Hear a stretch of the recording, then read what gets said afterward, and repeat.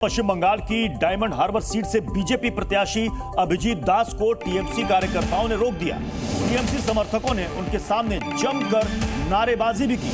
हालांकि बाद में विरोध के बीच अभिजीत दास के सुरक्षा कर्मी उन्हें आगे लेकर चले गए। डायमंड हार्बर से टीएमसी की तरफ से अभिषेक बनर्जी तीसरी बार चुनावी मैदान में है। पश्चिम बंगाल की 7 सीटों पर यहां पर वोटिंग जारी है। 9 सीटों पर वोटिंग चल रही है पश्चिम बंगाल में और वोटिंग के बीच हिंसा का भी दौर जारी है। उत्तर 24 परगना में टीएमसी और बीजेपी के कार्यकर्ताओं में भिड़ंत हो गई, जिसमें 6 लोगों को चोट आई है। 7वें चरण में पश्चिम बंगाल की 7 सीटों पर मतदान जारी है, जिसमें ममता बनर्जी के भतीजे अभिषेक बनर्जी की सीट शामिल है। पश्चिम बंगाल में मतदान के बीच हिंसा का भी दौर जारी है। बंगाल की कुलतुली विधानसभा में टीएमसी और बीजेपी के कार्यकर्ता आपस में भिड़ गए। इस भिड़ंत में 6 लोग घायल हो गए हैं, जिनका इलाज अस्पताल में चल रहा है। तो वहीं कोलकाता में भी ऐसी तस्वीरें देखने को मिली। वहां भी बीजेपी और टीएमसी के कार्यकर्ताओं में बहस हो गई। बीजेपी ने आरोप लगाया कि टीएमसी के कार्यकर्ता लोगों को वोट डालने से रोक रहे हैं। दक्षिण 24 परगना के फूलबाड़ी में आईएसएफ प्रत्याशी को भीड़ ने पीटा है। वहीं भीड़ की हिंसा में कई लोग घायल भी हुए हैं।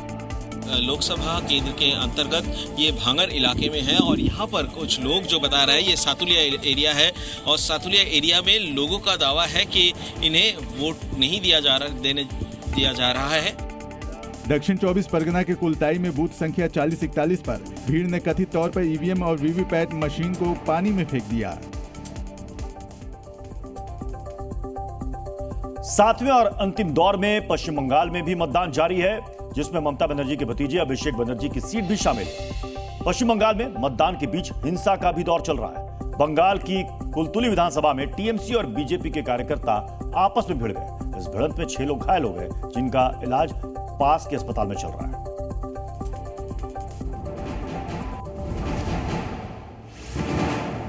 आज 2024 की सत्ता के लिए आखिरी दौर की 57 सीटों के लिए मतदान हो रहा है। यूपी में कांग्रेस के साथ समाजवादी पार्टी है, तो बीएसपी अकेले लड़ रही है और बीजेपी अपने 400 पार के लक्ष्य के साथ मैदान में डटी हुई है। आज पूर्वांचल की 13 सीटों पर वोटिंग हो रही है। इनमें पीएम मोदी का संसदीय क्षेत्र वाराणसी भी है, जहां पर बीजेपी 10 लाख पार के वोटों का लक्ष्य तय करने के मकसद से डटी हुई है। जम्मू कश्मीर के उपराज्यपाल मनोज सिन्हा ने गाजीपुर में मतदान किया। गोरखपुर में यूपी के सीएम योगी आदित्यनाथ और बीजेपी से उम्मीदवार रवि किशन ने अपने मताधिकार का प्रयोग किया। 4 जून को जब जनता जनार्दन का फैसला आएगा, मोदी जी एक बार फिर से प्रचंड बहुमत के साथ सरकार बनाएंगे। तो वहीं हिमाचल प्रदेश की 4 लोकसभा सीटों के लिए भी मतदान जारी है। केंद्रीय मंत्री अनुराग ठाकुर ने हमीरपुर में अपना वोट डाला। 4 की 4 जीतेंगे भी और 400 पार करेंगे भी। लोकसभा चुनाव के अंतिम चरण का मतदान चल रहा है और इंडिया गठबंधन और एनडीए के नेता अपनी अपनी जीत के दावे भी कर रहे हैं। तो कांग्रेस के नेता राहुल गांधी को कांग्रेस पार्टी इंडिया गठबंधन में पीएम पद की पहली पसंद बता रही है। लोकसभा चुनावों के अंतिम चरण का मतदान जारी है और मतदान के बीच तमाम सियासी दल अपनी अपनी जीत का दावा कर रहे हैं। बिहार के पटना में तेजस्वी यादव और उनके परिवार ने मतदान किया। मतदान के बाद तेजस्वी यादव ने कहा कि इंडिया गठबंधन 300 से अधिक सीटें जीत रहा है और उसकी सरकार बनेगी। एक तरफा हम लोग सरकार, हम आपको पहले भी बोले, तो बिहार तो चौंकाने वाला रिजल्ट दे ही रहा है और हम लोग 300 पार हो रहे हैं। शुक्रिया। तो वहीं बीजेपी ने अपनी जीत का दावा किया है। बीजेपी का कहना है कि पीएम मोदी एक बार फिर भारी बहुमत के साथ देश के प्रधानमंत्री बनेंगे। बढ़ेगा, बहुत बढ़ेगा। ऐतिहासिक जीत होगी देश में, ऐतिहासिक होगी बिहार में, ऐतिहासिक होगी पटना में। वहीं दूसरी तरफ आज इंडिया गठबंधन की अहम बैठक है और कांग्रेस नेता राहुल गांधी को पीएम की पहली पसंद मान रहे हैं। राहुल गांधी जी देश के प्रधानमंत्री बनना चाहिए, ये कांग्रेस के कार्यकर्ताओं की तो भावना है ही, देश के सामान्य लोगों की भी भावना यही है। लोकसभा चुनाव में वोटिंग का दौर आज 7वें चरण के साथ ही खत्म होने वाला है, लेकिन उससे पहले एग्जिट पोल पर जंग भी शुरू हो गई।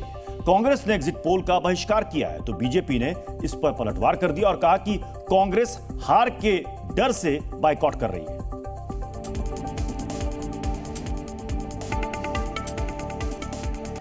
अलग अलग मुद्दों पर हो रही सियासी जंग अचानक एग्जिट पोल पर आकर अटक गई। दरअसल कांग्रेस ने आज आने वाले एग्जिट पोल को लेकर अपना विरोध जताते हुए उसका बहिष्कार करने का फैसला किया है।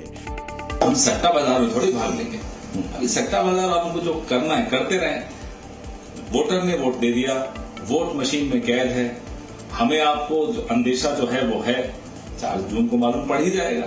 अब इसमें चैनल्स की टीआरपी बढ़ाने का काम तो पॉलिटिकल पार्टीज का नहीं होता है। कांग्रेस के इस फैसले पर केंद्रीय गृह मंत्री ने हमला बोला है।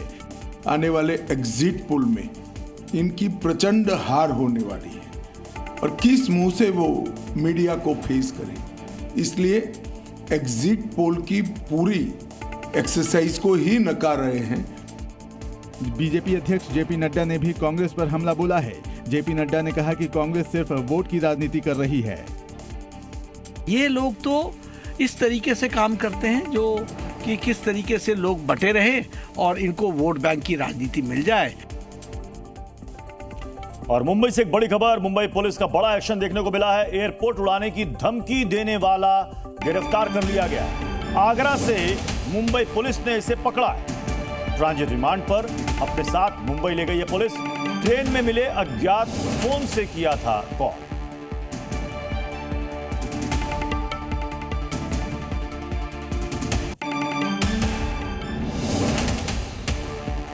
एयरपोर्ट उड़ाने की धमकी दी थी इस युवक ने, जिसकी गिरफ्तारी हुई है आगरा से। मुंबई पुलिस इसे आगरा से पकड़ा है और इसे अपने साथ ट्रांजिट रिमांड पर मुंबई ले गई।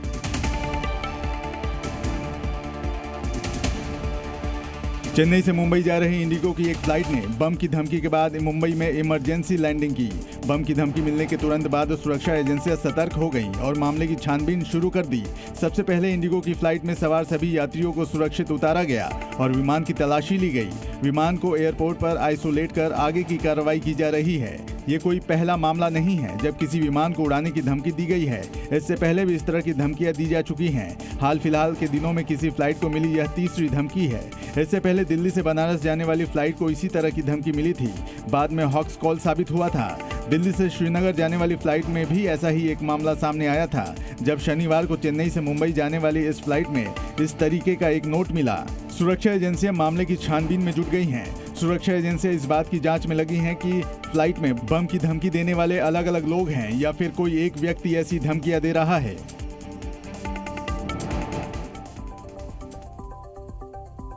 मुंबई पुलिस ने सलमान खान पर हमले की साजिश को बेनकाब करते हुए एक बड़ा खुलासा किया है। मुंबई पुलिस का कहना है कि उसे अक्टूबर में ही एक इनपुट मिला था और कुछ लोग यहां पर रेकी करके गए थे। इनका मकसद था सलमान खान को नुकसान पहुंचाना।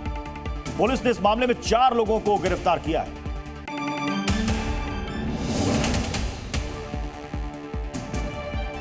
आपको याद होगा, इससे पहले सलमान खान के घर पर 1 महीने पहले बाहर फायरिंग हुई थी, जिसमें पुलिस ने कुछ लोगों को गिरफ्तार किया था। उसके बाद जो क्लूज मिले उसके आधार पर अब आगे की कार्रवाई की जा रही है। और पुलिस ने खुलासा किया है, लॉरेंस बिश्नोई ग्रुप जो कि सलमान खान को मारना चाहता है और हथियार उसने इसके लिए पाकिस्तान से मंगाए थे। ये उनकी साजिश थी। इनको अक्टूबर में एक इनपुट मिला था कि सलमान खान इनका जो फार्म हाउस है पनवेल तालुका के हद में, वहाँ पे कुछ लोग आके रेकी करके गए हैं। इसके बाद उन्होंने उनके कुछ इन्फॉर्मर, कुछ खबरी और कुछ हमारे पुलिस ऑफिसर, ये लोगों को ये करके ये जो लॉरेंस बिश्नोई जो इनकी जो गैंग है, वो गैंग के जो कुछ सोशल मीडिया अकाउंट्स है, व्हाट्सएप ग्रुप्स है, इंस्टाग्राम है और बाकी के जो सोशल ग्रुप्स है, उनमें हम लोगों ने इन्फिल्ट्रेट किया और वहाँ से कुछ इंफॉर्मेशन ऐसी मिली कि यहाँ पे कुछ लोग आके कुछ दिन रुके थे।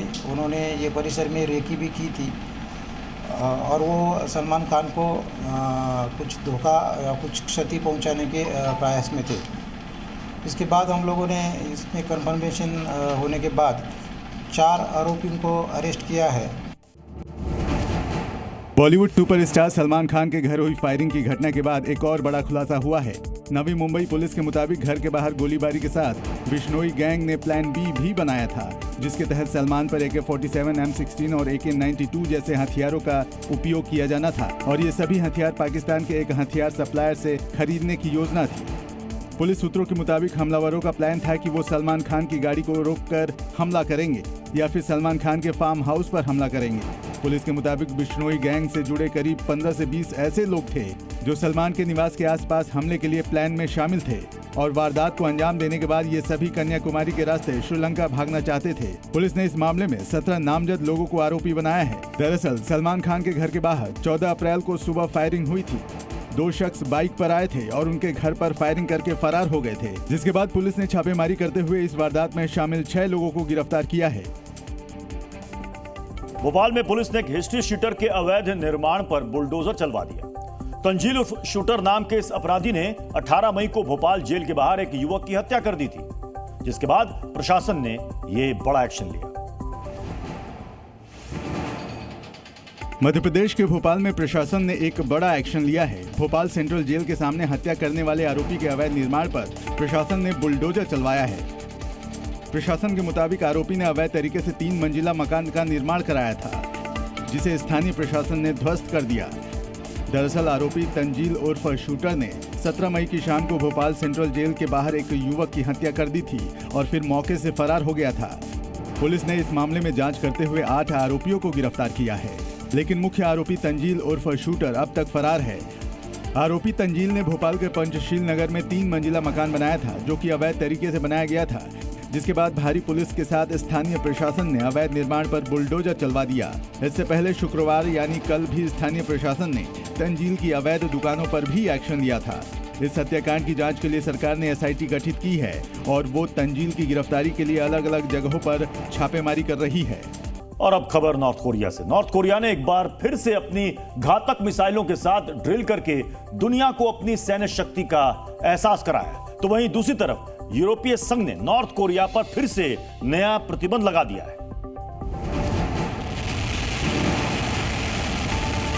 अमेरिका, साउथ कोरिया और जापान के साथ तनाव के बीच नॉर्थ कोरिया की इस मिसाइल ने और तनाव पैदा कर दिया है। नॉर्थ कोरिया ने एक बार फिर से परमाणु क्षमता वाली मिसाइल के साथ ड्रिल करके अपनी सैन्य शक्ति का प्रदर्शन किया है। नॉर्थ कोरिया ने दावा किया है कि इस मिसाइल से वो लंबी दूरी के टारगेट को बर्बाद कर सकता है। नॉर्थ कोरिया का मानना है कि ये मिसाइल उन्हें अमेरिका, दक्षिण कोरिया और जापान के हमले से बचाएगी। साथ ही उन पर हमला किया तो भारी तबाही मचेगी। नॉर्थ कोरिया ने कहा कि अब हमारे पास सभी प्रकार और रेंज की टैक्टिकल, ऑपरेशनल और स्ट्रेटेजिकल मिसाइलों का जखीरा है, जो हमारे दुश्मनों को खून के आंसू रुला सकता है। इससे ठीक एक दिन पहले नॉर्थ कोरिया ने अपनी बैलिस्टिक मिसाइल के साथ ड्रिल करके पूरी दुनिया को अपनी बैलिस्टिक मिसाइल की क्षमता दिखाई थी। एक तरफ नॉर्थ कोरिया मिसाइलों के साथ ड्रिल कर रहा है, तो वहीं दूसरी तरफ यूरोपीय संघ ने बैलिस्टिक और परमाणु मिसाइलों के विकास और रूस को समर्थन देने के कारण उत्तर कोरिया पर और अधिक प्रतिबंध लगा दिए हैं। जी न्यूज़।